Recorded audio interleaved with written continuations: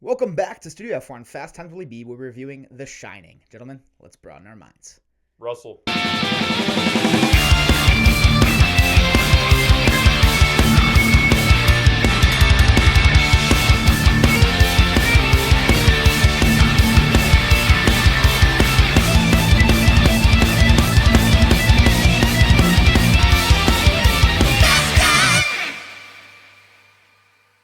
Welcome back to Fast Times Willy B. I'm Willy B. I've got Keaton back with me for another throwback. Keaton, how we doing? Good. How are you, Will? I'm doing well. So today we'll be taking a step back to 1980, and this week's poll winner is none other than Stanley Kubrick's The Shining. It's a pop culture icon at this point. If you haven't seen it, what the hell are you doing? You can't beat it. Director, Stanley Kubrick, one of the best to do it. Cast-wise, Jack Nicholson, one of the best to do it. Absolutely. We also got Shelley Duvall and Tony Burton also in this movie as Halloran. But we'll start with the good, and this is where I'm sticking. This is like Rocky all over again, Keaton. We're sticking in the good for me.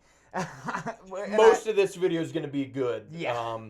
I may have some stuff for the meh. You probably won't, but yeah, this is another one I love. But I mean, I would say the first thing about this movie is just the feeling of it. It has a very anxious feeling. Yeah. I mean, like it's got a lot of dread. Yeah, it's eerie. You feel like you're staying in this hotel with them because there's only 3 people in the entire hotel. So very secluded. You feel immersed in this movie like you're just 2 other guests, and the whole time you're just following around Jack to see what he's doing. Right. And it's always a tense watch. And I know it's regarded as especially when it came out, as one of the most disturbing films ever made.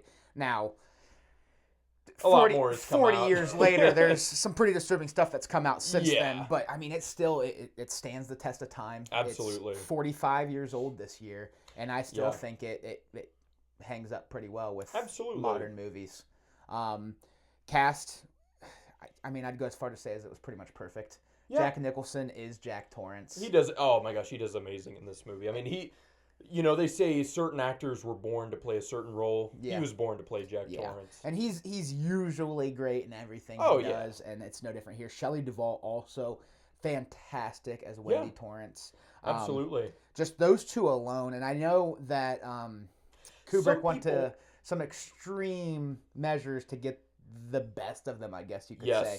Oh, he put Shelley Duvall through hell. Yeah, in that one. But I mean, what we get from it, I'm not saying it was a good thing he did that, right? But what we get from it, you can tell. Well, you can tell. Like, I mean, when she's just freaking out and she's crying. I mean, like, she looks exhausted, and it really sets the tone. Yeah. I mean, for her character, like she is just petrified. Yeah. In this, I mean, toward the end of this movie, but even then, like, you could feel just the stress coming from her. Yeah, but those 2, they poured it out for this movie. Yeah. They put everything they had into it. Part of it because Kubrick made them. Right. Part of it because they both, are good at their job. Absolutely. And they're not going to put out a stinker. But it definitely helps the movie when you've got these 2 battling it out.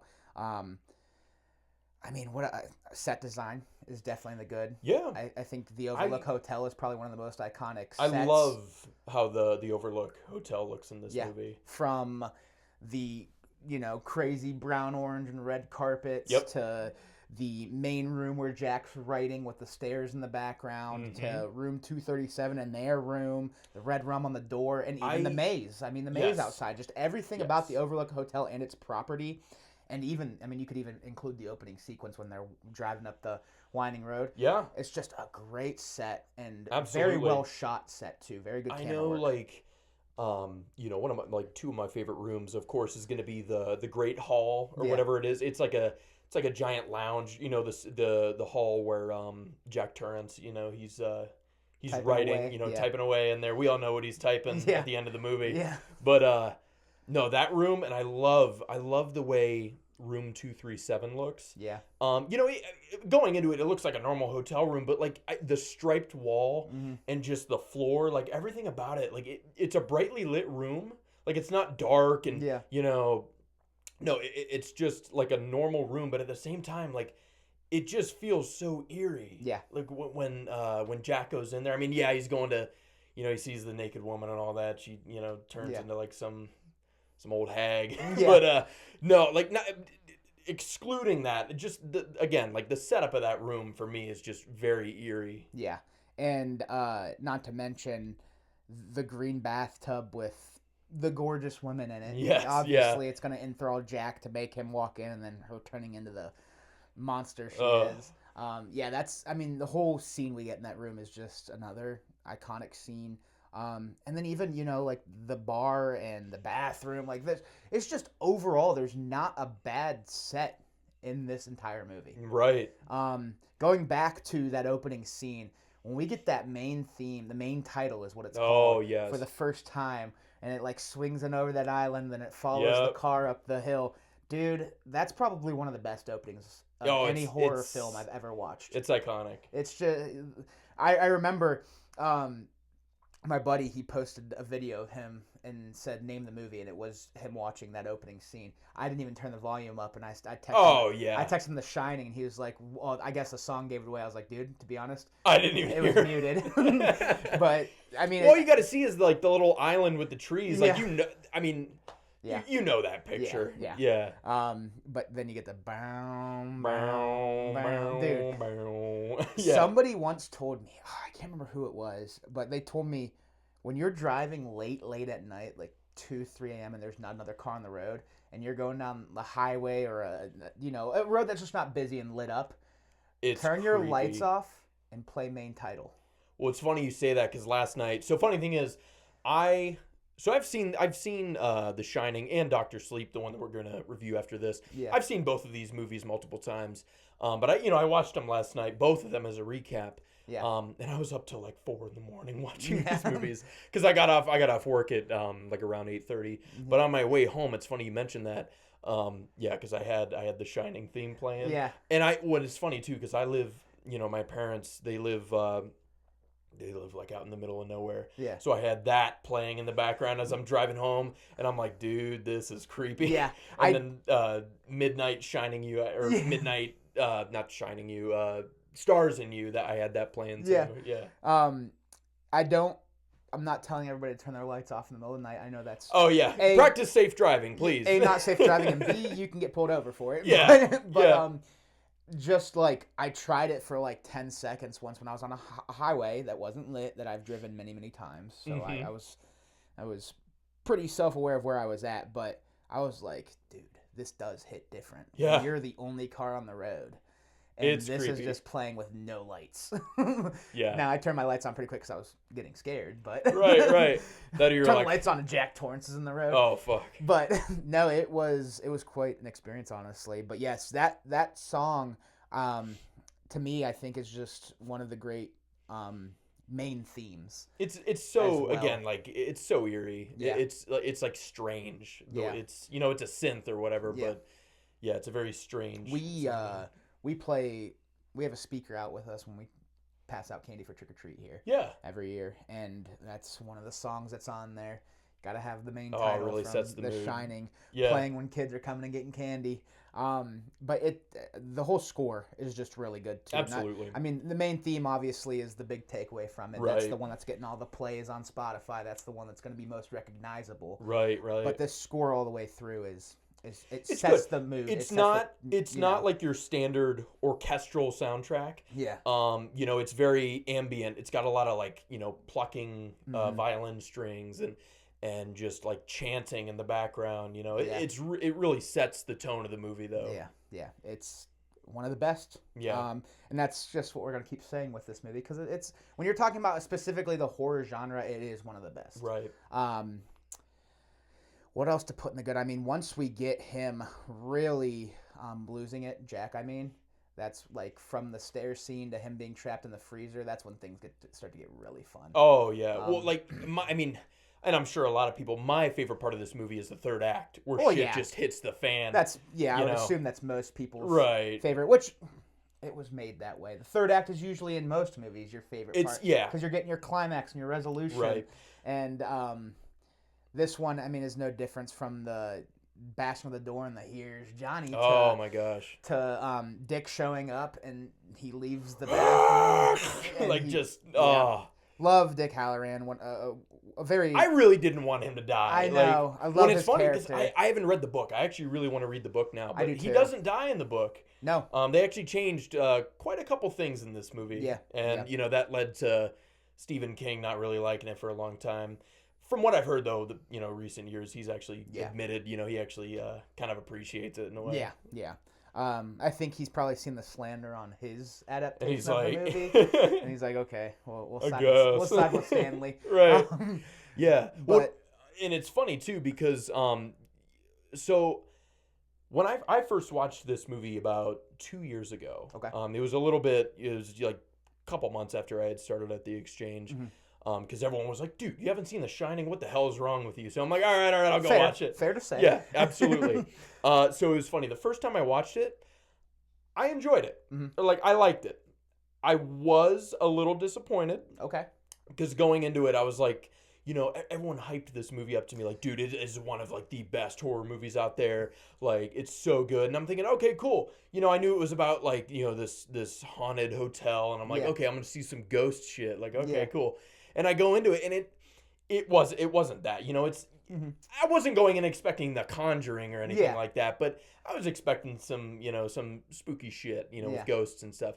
It wasn't that. Yeah. And again, like it's a slow burn. It's it a very definitely slow is. burn. It definitely is a slow burn. Because I felt the same when I watched it the first time back in college. Yeah. I was like, this movie feels really long. It is. But the more I watch it, the more I appreciate the gets slowness. better. Yes. Because I've seen it like 4 times now. It gets better the more you watch it. And, I kind of, the second time I went and watched this movie, I was like, okay, this isn't like a in-your-face horror movie. No. It's more of a psychological thriller. For sure. You're watching, I wouldn't necessarily say a family man, because you get Jack Torrance, who's he's a man with demons. Yes. He's dealing with some shit. He's like 5 months sober. Yeah. He's working like these. He's an aspiring writer. Yeah. He's working these normal everyday jobs to try and make ends meet for his family, and he's kind of miserable. Yeah. And you see this guy, who is kind of a dick at the start of the movie. You see him go from like being just a dick to like going insane toward the end, and it's just, again, seeing that unfold is it's pretty entertaining. For sure. And so like I said, I saw this for the first time in college. I think it was either my freshman or sophomore year, so that means before COVID, so 6 or 7 years ago. Yeah, okay. Which that's crazy. Yeah. But 5 years since COVID, that's also crazy. But I know. Time's a bitch. I've probably seen this over 10 times at this point. Yeah. Because there's definitely been a few years in the past 5 years where I've watched it a few times. Right. It's just one of those movies. I wouldn't say I've watched it locked in 10 plus times, because it's definitely one of those movies I've thrown on for background noise. Oh, absolutely. I mean, last night when I was watching it, I was kind of like on my phone, And that sounds bad because we're talking so good about this movie, you would think, oh, you'd be glued onto it. No, I mean, it's still a great movie. When you've seen a movie so many times, it's just like, I'm going to put it in the background because it's one of those feel-good movies, Yeah, which is weird to say given the genre of it, but I've probably locked in on it 4 or 5 times, and it's just every time it gets better, and now it's to the point where I can throw it on as background noise, because I could hear what's going on and vision it. Yeah. So I could be working on something, and I hear the stairs scene going on, and I'm like, I can picture Jack walking up it, and Shelley Duvall just giving a hell of a scary performance of like fear. Yeah. And I don't have to look at the screen, but before we did this review, I did watch it without doing other things. Right. Because I like to do that one before I do reviews, and it's just, again, every time I watch it, it can't get worse. It can't go up, and you'll see why on my score. Right. But I thoroughly enjoy this movie. It's a staple. I would say I at least get to it once a year, if not more. Yeah. But I agree with what you said. The first time I watched it, I was a little like... I was a little let down. But, like, again, I didn't hate it. I didn't dislike it. I still was like, oh, it's like a 7 out of 10. But as I watched it more, I was like, I really appreciated it and was like, you know what? This is a great movie. Yeah. And my first score was still higher than 7, but it definitely, once you watch it a few times, it grows on you. And you start to catch other things too with it. It's one of those movies, but it's a fantastic film. There's not much more you can say about it, I guess. Right. Third act though is fantastic. And then the chase through the maze is always a fun scene. And then you get Frozen Jack at the end, which is always hilarious. Yes, yeah. I like how, and it was funny too. Like I like how it just cuts. Yeah. It shows him just like he goes and sits down, and then it just cuts to him frozen. Just yeah. I can't do the face. Eyes up and yeah. Yeah. Yeah. It's an icon, man. Try to think other things in the good. The Red Rum scene is another scene I always think is just like creepy. It is creepy, and again, Red Rum. Yeah, right, and then he gets really loud. Red Rum. Yeah. Then that part. I hate to say it, it makes me laugh. Does it? Okay. Yeah, because like I'm sitting there and I just hear this kid going Red Rum, and then Shelley Duvall's like what? it's funny. When I was watching it this past time, dude, the dogs were locked in. Yeah. On the Red Rum scene. It's like the way his voice was manipulated to make the Red Rum sound. They were just like intrigued. Speaking of dogs, I'm sorry. I think I got your dogs going downstairs. They're fine. They're not making any noise. But yeah, man, that's another iconic scene. Her finding the papers and them all saying, "All work, no play makes Jack a dull boy." Mm-hmm. Obviously iconic. And then you still get his battle with alcoholism throughout. He starts getting served by these ghosts. Yeah. You could even say demons, and he's taken it. The bathroom scene with Mr. Grady is always a good one too. Yeah. There's just so many good scenes that are so memorable. Yeah, and it's funny. Like one of my favorite scenes, I would say, other than again, Jack. Mm-hmm. I almost said Johnny, but Jack axing the door down. Mm-hmm. One of my favorite scenes is the bar scene, the first one, mm-hmm. when he meets up with Lloyd, mm-hmm. and like again, it's one of those. It's a quiet scene. Yeah. But I really enjoy like seeing him open up. Yeah. About his alcoholism and. Yeah. He's like, here's the 5 miserable months on the wagon. Yeah. That I just really enjoy that for scene. Sure. What are your opinions on the picture at the end? Oh yeah, that's right. I was gonna forget all about that on accident. So, it's funny. I usually don't like when movies just leave things open ended, and it's like, oh, interpret it yourself, because then I'm like, okay, you just couldn't figure out the ending or something. That's fair. But no, and I actually like it in this one. I actually like how they leave it open ended. Now Stanley Kubrick has answered to what his take on it is. Yeah. And that there's like multiple theories, and his is reincarnation. Yeah. And I've again like I said, I've never read the book. But I've done a pretty good amount of research over this movie and the book and like comparing the two. But yeah, like I've heard theories about many, like I've heard probably like 3 or 4 different theories of what the picture is. But again, Stanley Kubrick has said it's like a take on reincarnation. Yeah. And again, it's creepy. Like I love the way it just slowly zooms in on it with the midnight. Yeah. Whatever the hell it's called, I forget. Yeah. But yeah, anyways, it's like really creepy. But yeah, like when I saw that for the first time, I was like, I knew about it. I've seen that picture so many times. Yeah. I didn't really know the context or anything, but yeah, like it's so weird because I didn't know whether to think, okay, is that the movie telling us that like Jack's soul is That's stuck with the hotel? Take on it. My favorite take is like that like the picture is all these people's souls that were like that are stuck, that like were murdered or committed suicide. Yeah. That are basically stuck in the hotel for eternity. That's my favorite take on it. Now I know Kubrick has come out and said reincarnation. I'm down with that one as well. Mm-hmm. But when I've read into it, my favorite take was always the soul ate Jack. And when he says the hotel ate Jack's soul. Yes. And that's and picture. It's storing it in that picture. But yeah, so what I'm assuming is, when sorry, I'm getting all these names mixed up. No, you're good. Stanley Kubrick you know, when he says reincarnation, you know, I know it makes sense because again, earlier in the movie when he's talking to Delbert Grady, Yeah. you know, he's saying, "You've always been the caretaker." Yeah. And I would know. Yeah. Because I've always been here, you know, and it makes sense because you know, that picture of, again, I don't know if it was like, I don't know if that picture of Jack in the picture was Jack back in 1921 or whatever. Yeah, it was 21. If that was like, that was a caretaker. Yeah. Like it, I'm having trouble explaining it here. Yeah, you're good. But like, yeah, he's basically that person reincarnated. Yeah. Yeah, basically what I'm trying to say. I like it. I think it's a good ending, and yeah, there's not much more to say on that front. I'm running on like 5 hours of sleep right now, so again, I'm having trouble like taking my thoughts and putting them into sentences. Yeah, you're good. But yeah, no, like I said, I love that ending again as it just slowly pans to the portrait. For sure. Anything else good for you?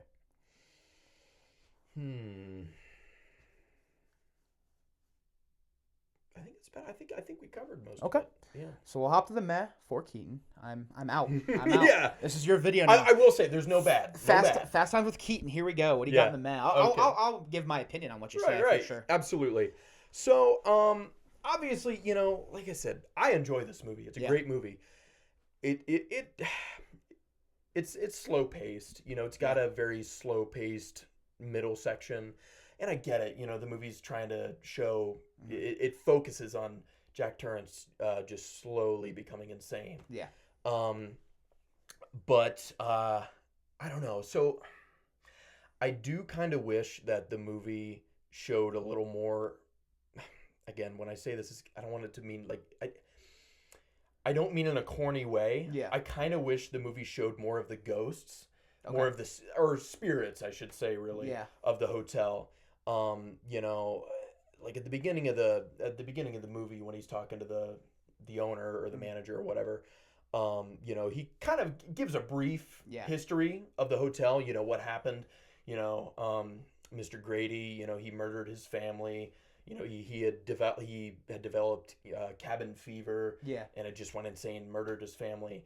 I like that they give us that story. For sure. I agree.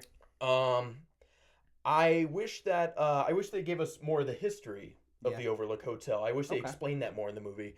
And again, the manager or owner, again, I don't know what his position was really. But you know, he was telling the history of the Overlook, and he was saying, you know, the Overlook was built in 1907. It was actually built over an Indian burial ground, which, you know, that actually I do like that idea because it's like that is almost like, I don't know if you've heard much about like Native American burial grounds. Like, I mean, like there are like houses today are built on those lands, and like some crazy shit happens, you know, paranormal wise. But I love that King uses Indian burial ground in this and in Pet Sematary. yes. And I see that as like the start of the curse of the Overlook. Yeah. You know, like it was bound, like all these murders and suicides and all this, you know, evil stuff that happened in the Overlook. That was like the start of it. Yeah. Again, I kind of wish they didn't just, you know, go off of Grady's insane, you know, axe killing spree with his family. That's fair. I kind of wish they kind of showed us a little more, not even really showed us, but like kind of explained some other, like the other stuff that happened, the other murders and whatnot that happened in the history. I can see where you're coming from on that. Actually, the first time I watched it, I probably would have put pacing in the meh. But I've grown to really like the slow pacing of this movie. Yeah, absolutely. Yeah, and like that's again why I'm not saying it's bad. I'm just saying it's more meh. Yeah. I just feel like in that slow pacing they could have fit some more the background of the Overlook. That's fair. Anything else for you in the meh? Trying to think of like everything. No, you're good. You're good, man. That's about it, really. I mean, like I said, I kind of wish we saw more of the spirits that are like manifesting in the hotel. That's basically creating this monster that is the hotel. Yeah. I wish we saw a little more of that, and like I said, a little more of the history of the Overlook. Yeah. So we can hop over to our final thoughts and ratings. I do want to say we forgot to mention it. I love the Shine connection we get between Danny and yes, Dick, and then obviously Tony having his planet as well. Mm-hmm. I like that aspect of it and how they're communicating from Florida to Colorado through saying no words. Yeah. And that is probably, I could have used something more of as The Shine, but Yeah. I still enjoyed it. But what do you want to leave off for The Shining? What do you give it out of 10? So honestly, here's the thing. Like I said, this is a great movie. I feel like it's giving my rating. I feel like I'm going to get in trouble by not saying that this is a perfect movie. Okay. It's a great movie. Mm-hmm. I love this movie. Mm-hmm. I would give it a 9 out of 10. Okay. You know, it's funny I don't because think anybody's gonna be mad at you for that. Yeah, I mean, yeah, it's just funny because like a lot of people that I talk to are like, "This movie's flawless," and I'm like, I wouldn't go that far, but it's a great movie. I'm not gonna say it's perfect. I am gonna give it a 10 out of 10. Yeah. And I've already explained it doesn't have to. Yeah. Yeah. How that operates. And so it is a 10 out of 10 for me, but I do agree it is a slow burn. So at moments it's not the best movie to throw on. So I can't call it perfect if it's. And if there's and there are minor things like I can get behind the idea of wanting to see more. Yeah. But it doesn't hurt the movie for me. No. So I am gonna go 10 out of 10, but it isn't one of my perfect movies. But it's damn near. I do love this film quite a bit. Like I said, it's when you're talking about horror and just movies in general, it's an icon. It's like I said, you're not gonna go to bed, not being able to fall asleep after watching this, but you're gonna feel like, wow, like that was intense. I mean, it has everything you want from a great movie. It has great score, an iconic theme. It has great acting, and I mean, one of the best actors to ever do it in Jack Nicholson. It makes you feel eerie. It makes you feel tense. The sets are gorgeous. It's very well shot. One of the best directors, and you can see it's really good direction in this movie. Yeah. Other than torturing Shelley Duvall. Right. And it's got a great conclusion. It checks all the boxes. Absolutely.